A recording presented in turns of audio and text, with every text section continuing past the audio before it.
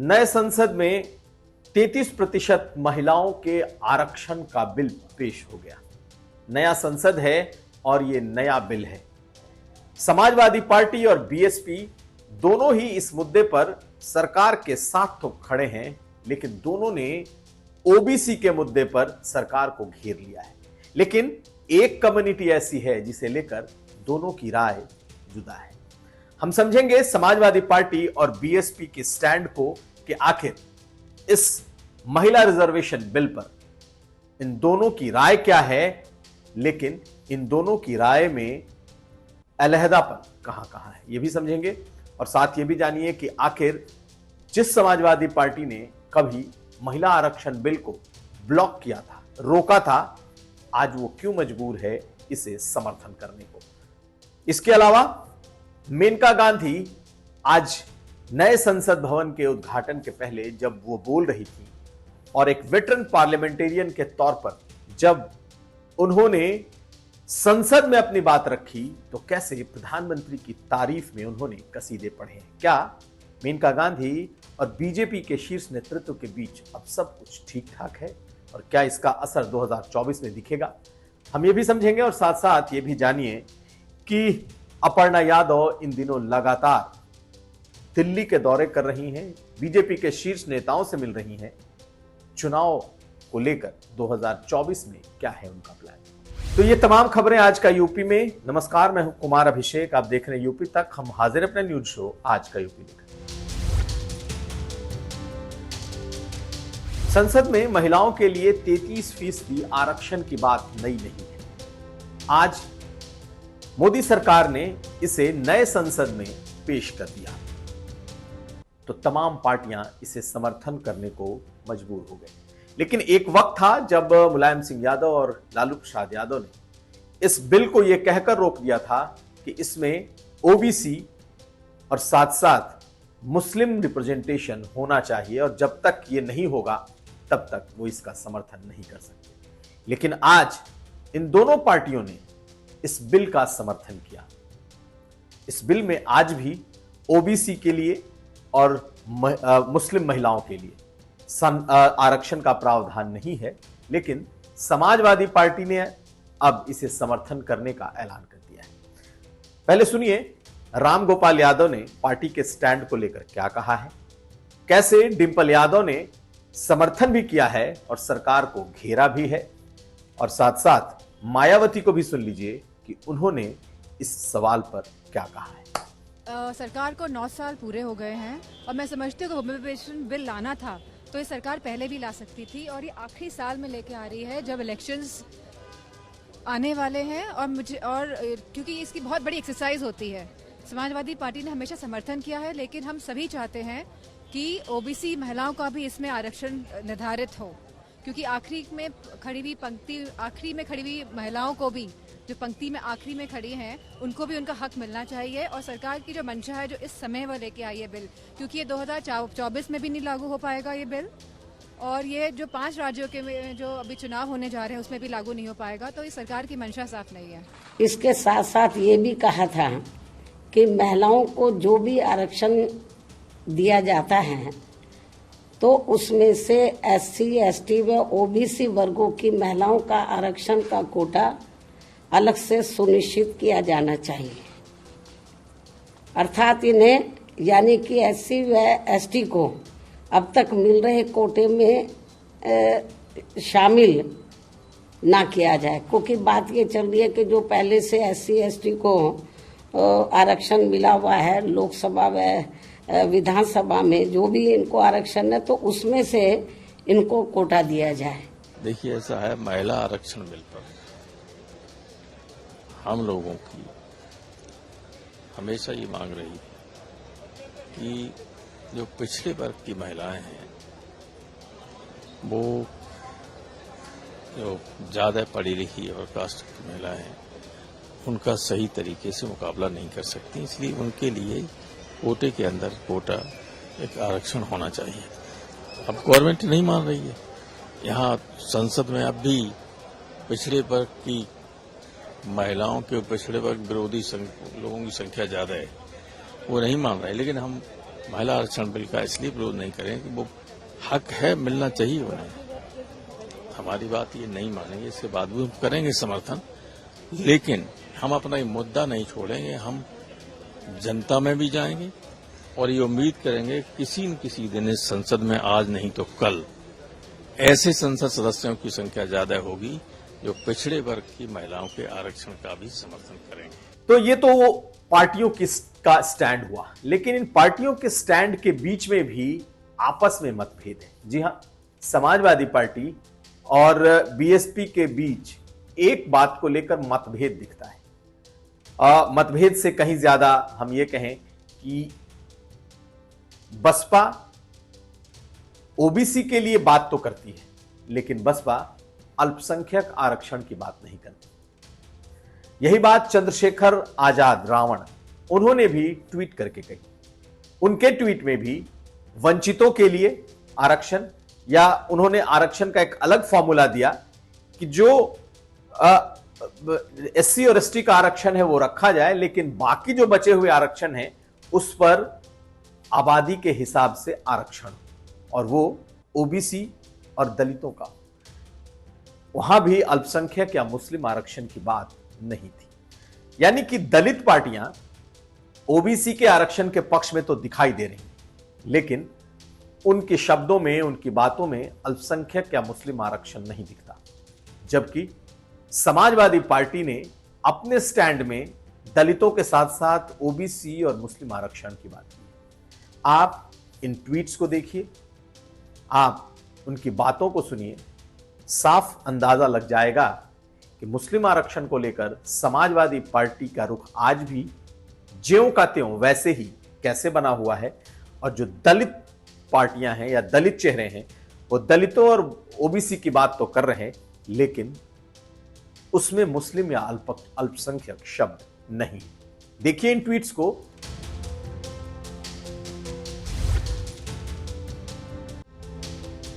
अब बात मेनका गांधी की। जी हां, मेनका गांधी को लेकर सियासत में ढेरों सवाल इसलिए उठ रहे हैं कि वरुण गांधी ने जिस तरीके का रुख बीजेपी को लेकर अख्तियार कर रखा है पिछले कुछ समय से, उसके बाद सवाल मेनका गांधी पर भी उठते रहे कि आखिर मेनका गांधी और बीजेपी के बीच के जो रिश्ते हैं, खास करके बीजेपी का जो टॉप ब्रास है, बीजेपी का जो शीर्ष नेतृत्व है, उसके बीच के जो रिश्ते हैं क्या इतने तल्ख हो चले हैं कि 2024 में इसका असर मेनका गांधी के टिकट पर पड़ सकता है?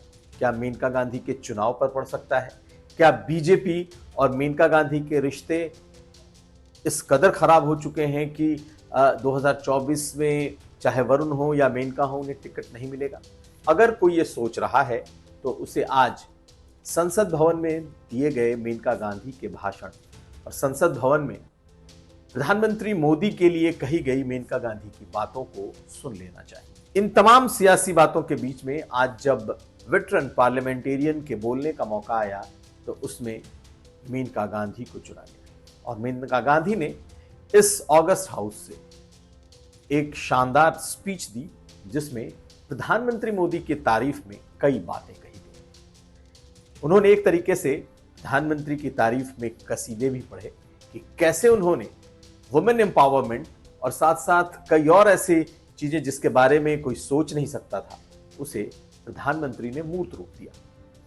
एक तरफ बीजेपी के उस नेतृत्व की तारीफ जिसके बारे में कहा जा रहा था कि उनके और मेनका गांधी के बीच सब कुछ ठीक नहीं है, या मेनका गांधी और वरुण गांधी के बीच सब कुछ ठीक नहीं है, वहीं आज का ये भाषण। पहले आप मेनका गांधी के इन चंद लाइनों को सुनिए, आपको अंदाजा लगेगा कि सियासत में जो दिखता है वो होता नहीं। सुनिए क्या है मेनका गांधी का ये बयान। I am proud to be part of this historical moment when a government under the leadership of Prime Minister Shri Narendra Modi ji has undertaken to repair the deep-rooted asymmetry and to give an equal share in India's future to all of us women. I am grateful for the honor you have given me, was being given the responsibility by the Prime Minister who coined the phrase Beti Bachao, Beti Padhao.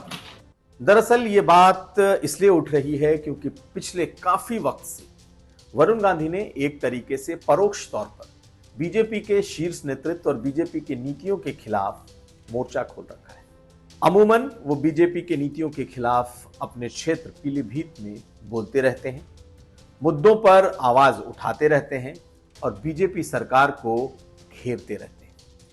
और यही वजह है कि वरुण गांधी और BJP के शीर्ष नेतृत्व के बीच में जब तल्खियां बढ़ी तो ऐसा माना जाने लगा कि मेनका गांधी भी बीजेपी की उनके बेटे की और बीजेपी के जो नेतृत्व की जो पॉलिटिक्स है उसकी सियासत की शिकार हो सकती है।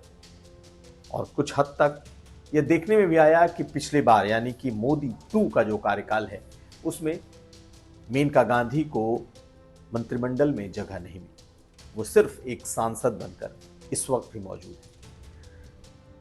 यह भी माना जा रहा है कि वरुण गांधी की वजह से बीजेपी और बीजेपी के कई नेता उनसे दूरी बनाते जा रहे हैं।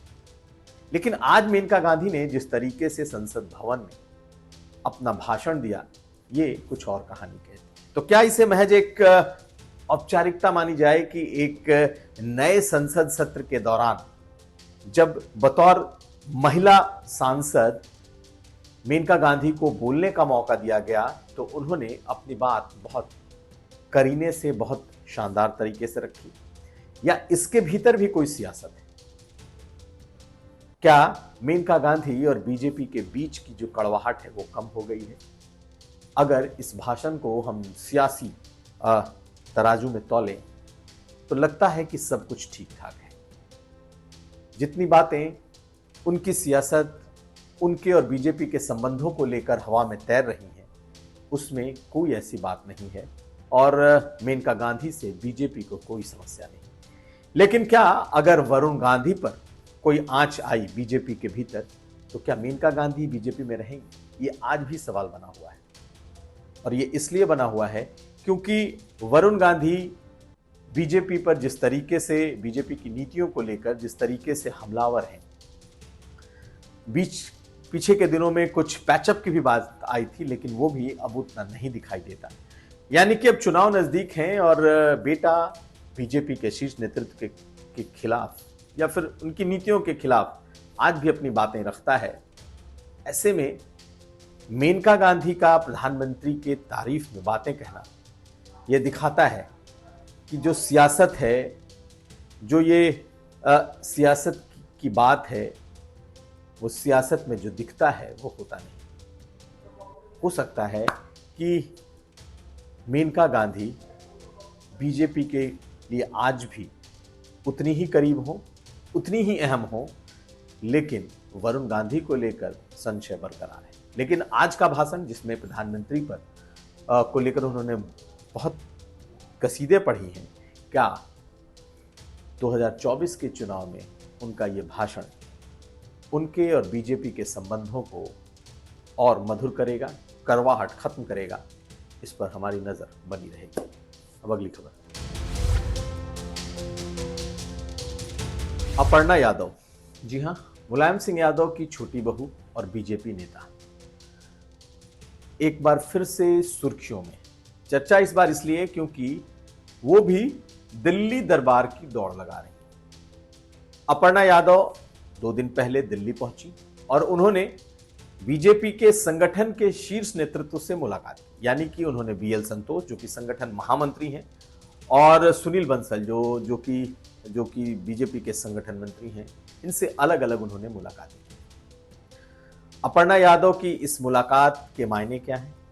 दरअसल चर्चा यह है कि अपर्णा यादव अब 2024 में अपने लिए पार्लियामेंट की एक सीट चाहती। कौन सी वो सीट होगी, फिलहाल इस पर पूरी तरीके से खामोशी है। न तो उनकी तरफ से कोई ऐसा संकेत है कि वो फला सीट से चुनाव लड़ना चाहती हैं, ना ही बीजेपी के पास या बीजेपी के भीतर कोई ऐसी सीट दिखती है जिस पर वो उन्हें लड़ा सके। और इसकी एक वजह भी है। अपर्णा यादव ने एक तरीके से अनकहे अघोषित तौर पर यह कह रखा है कि वो अपने परिवार के, यानी कि मुलायम सिंह यादव के परिवार के जो वरिष्ठ नेता, वरिष्ठ लोग हैं परिवार के, उनके खिलाफ वो चुनाव नहीं लड़ेंगे। ये उन्होंने अपने नेतृत्व को एक तरीके से उन्होंने बता रखा है और ना ही वो उनके खिलाफ चुनाव प्रचार करेंगी। मैनपुरी का जब चुनाव हुआ तो वो डिंपल यादव के खिलाफ चुनाव प्रचार में भी नहीं गए, लेकिन वो बीजेपी की नेता हैं और अपनी सीमाओं के तहत वो बीजेपी के भीतर अपनी पॉलिटिक्स करना चाहती हैं। यानी कि वो सीट चाहती हैं लेकिन यादव लैंड नहीं। यादव लैंड का मतलब यादव परिवार की वो तमाम सीटें जिस पर उनके परिवार के लोग लड़ते हैं, ये सीटें अपर्णा यादव लड़ना नहीं चाहती और उन्होंने इस बात से अपने नेतृत्व को अवगत करा दिया है। ना ही बड़े नेता चाहे अखिलेश यादव, डिंपल यादव या फिर शिवपाल यादव, राम गोपाल यादव सरीखे नेता अगर लड़ते हैं तो उनके खिलाफ चुनाव प्रचार भी नहीं करना चाहते और ये उनका फैसला है। लेकिन आखिर बीजेपी ने जब उन्हें 2022 के विधानसभा का टिकट नहीं दिया, जब मेयर के चुनाव आए स्थानीय निकाय के, उसमें किसी सीट से उन्हें मेयर का चुनाव नहीं लड़ाया, यहां तक कि लखनऊ से बड़ी चर्चा थी, विधान परिषद का कोई टिकट नहीं दिया, राज्यसभा नहीं दी, तो आखिर अपर्णा यादव के लिए है क्या? चर्चा यह है कि अपर्णा यादव 2024 में बीजेपी के टिकट पर चुनाव लड़ना चाहती हैं और अपने लिए एक अदद सीट की मांग कर रही हैं। लेकिन आखिर वो सीट हो तो कौन? लखनऊ एक ऐसी सीट है जो कि जिसके बारे में कहा जाता है कि यहाँ पर लखनऊ में उनकी वो पली बढ़ी हैं, यहाँ पढ़ाई लिखाई किया है, यहाँ से उन्होंने चुनाव लड़ा है। लेकिन लखनऊ सरीखी कोई दूसरी सीट उत्तर प्रदेश में ऐसी नहीं है जहां से अपर्णा यादव चुनाव लड़ सके। ऐसे में बीजेपी के सामने भी एक संकट है कि आखिर अपर्णा को लड़ाए तो लड़ाएगा। चर्चा यह है कि अगले 2-4 दिनों के बाद उन्हें एक बार फिर दिल्ली बुलाया जाना है और ये खुद भी जाएंगी और अपने भविष्य और खासकर 2024 में चुनाव लड़ने को लेकर कुछ बातें करेंगी। नजर इस बात पर रहेगी कि आखिर अपर्णा यादव को टिकट अगर मिलता है तो वो कहां से लड़ती। तो ये था आज का यूपी। हम कल फिर हाजिर होंगे, तब तक आप देखते रहिए यूपी तक।